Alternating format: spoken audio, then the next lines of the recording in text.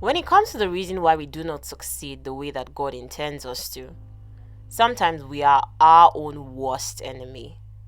We put limits and limitations on who we are, what we can or can't do, and so many other things that makes it almost impossible for us to fulfill God's purpose for our lives. The thing about limitations is, it doesn't matter what is really true. As long as we believe what we believe is the truth, it will be our experience no matter how much of a lie it really is. That's why the Bible warns us in Proverbs 23 verse 7 that, for as he thinketh in his heart, so is he. And in Proverbs 4 verse 23, guard your heart with all diligence, for from it flow springs of life. It is God's desire that you prosper in every area of your life, and he has made available all that you will need to prosper. So your prosperity is largely in your hands. And one of the greatest hindrances to your prosperity is what you believe and what you don't. Limiting beliefs are simply boundaries that are imposed on us in our mind. They affect our thoughts, our actions, and our results. You may have imposed them on yourself, or other people may have imposed them on you with their words and actions. They could also be lies of the devil that you have believed. It doesn't matter what you try to do differently if you yourself are still the same person. A wise man once defined insanity as doing the same thing over and over again and expecting different results each time. If you try to change your environment without recognizing that your thoughts play a large role in your success or failure, you will simply be setting yourself up for frustration. What limiting beliefs have you accepted as truth? You can be successful in one area of your life and still fail woefully in another area simply because of a limiting belief that you have in that area. Now, a limiting belief in your finances could be that you will never make more than $20,000 a year. If pressed, you may not really be able to explain why you have that belief. It could be because that's the most you ever saw your parent make. And so you're convinced that since everyone said you are exactly like that parent in every other area, you really are like them in your ability to make money also. And so you sabotage yourself and set yourself up to make nothing more than $20,000 per year. Every time an opportunity comes to earn more money, or you find that you do have more, you find yourself suddenly having needs that make you spend or get rid of the excess. This is a limiting belief.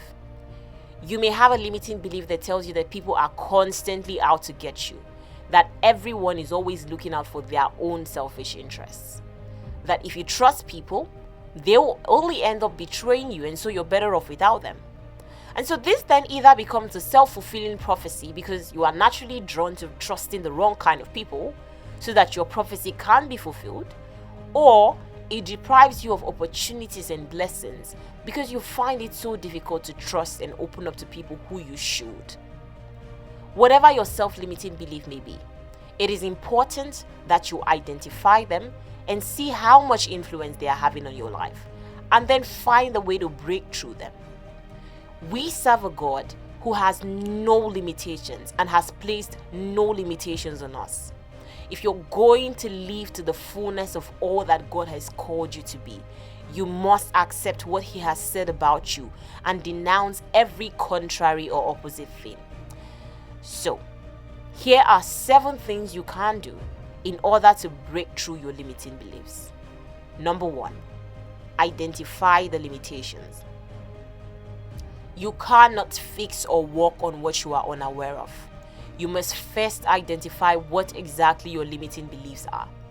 There are many ways you can do this, but the first is to pay attention to what you commonly say to yourself when you find yourself in situations that are challenging to you. How do you explain your inability to break through in that situation? Do you make "I can't" statements? Or do you say you try, which shows that you already expect to fail? Do you make negative "I won't" statements like "I won't be able to figure it out," for example?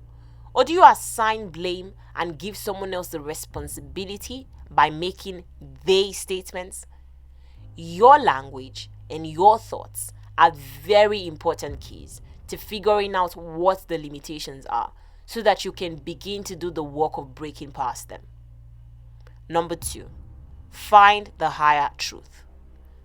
In order to defeat a lie or a half-truth, like the limitations we believe, it is important that we address them with the actual truth. No matter how true your limitations may feel or seem to you, you have got to understand that they really are a lie. The Word of God is a wonderful resource that lets us know exactly what God has or hasn't put in you, what abilities He has and hasn't given you, and what He has and hasn't said about you.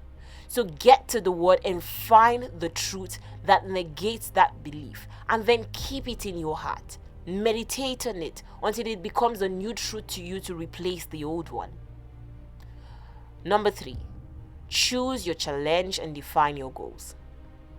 It's not enough to know what your limiting belief is and to meditate on the Word. You've got to actually do something to break it. Faith works with actions, and so it is important that you define what the challenge is and set goals to beat it.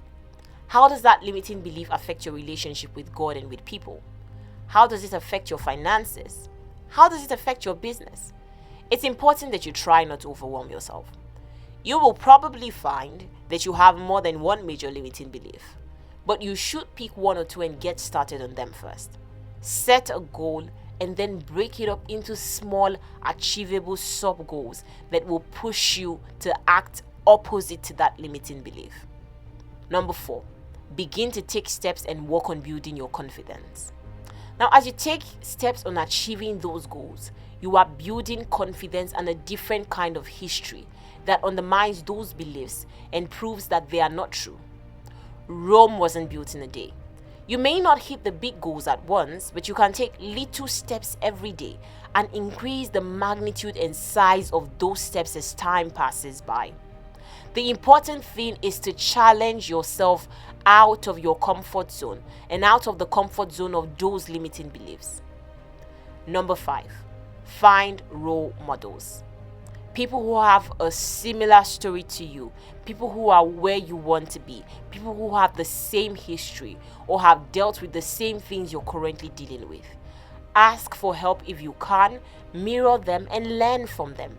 They are proof that it is possible, and you need all the proof you can get. Number 6, get support. You need people who can support you, hold you accountable, and encourage you. The more support you have, the more likely you are to succeed. Number 7, give yourself room to fail and learn from your mistakes. The journey to breaking a limiting belief is a marathon, not a sprint. Keep that in mind for the days when it seems like you're taking one step forward and 2 steps back. The goal is progress and not perfection.